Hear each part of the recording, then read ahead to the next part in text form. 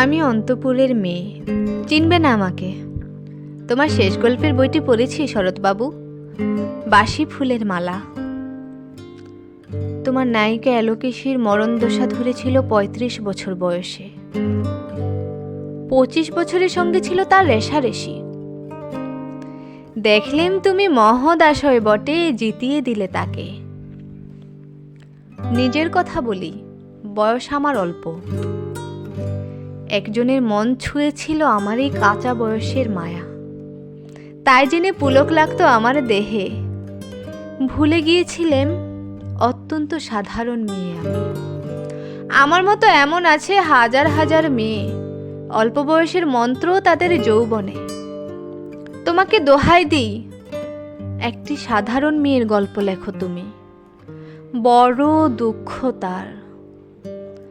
তারও স্বভাবের গভীরে অসাধারণ যদি কিছু তলিয়ে থাকে কোথাও, কেমন করে প্রমাণ করবে সে?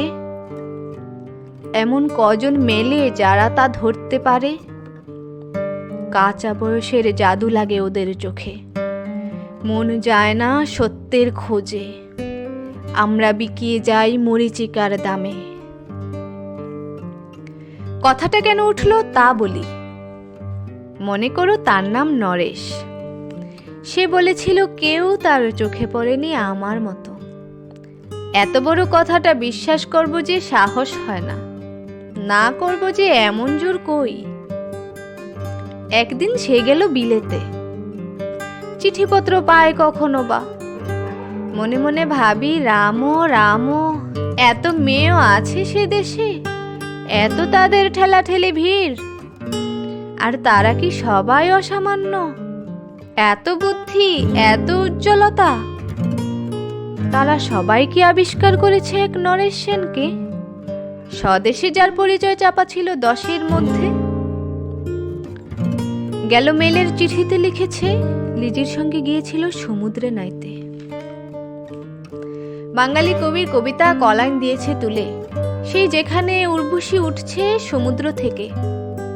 তারপরে বালির পরে বসলো পাশাপাশি, সামনে দুলছে নীল সমুদ্রের ঢেউ, আবেশ ছড়ানো নির্মল সূর্যালোক। লিজি তাকে খুব আস্তে আস্তে বললে, এই সেদিন তুমি এসেছো, 2 দিন পরে যাবে চলে। ঝিনুকের 2টি খোলা, মাঝখানটুকু ভরা থাক একটি নিরেট অশ্রুবিন্দু দিয়ে, দুর্লভ মূল্যহীন। কথা বলবার কি অসামান্য ভঙ্গি! সেই সঙ্গে নরেশ লিখেছে, কথাগুলি যদি বানানো হয় দোষ কি, কিন্তু চমৎকার।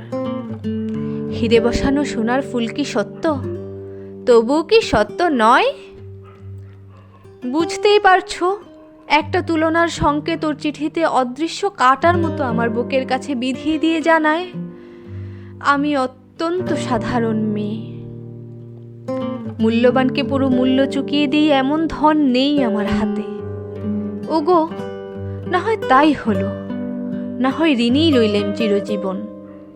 পায়ে পড়ি তোমার, একটা গল্প লেখো তুমি শরৎবাবু, নিতান্তই সাধারণ মেয়ের গল্প, নিতান্তই সাধারণ মেয়ের গল্প।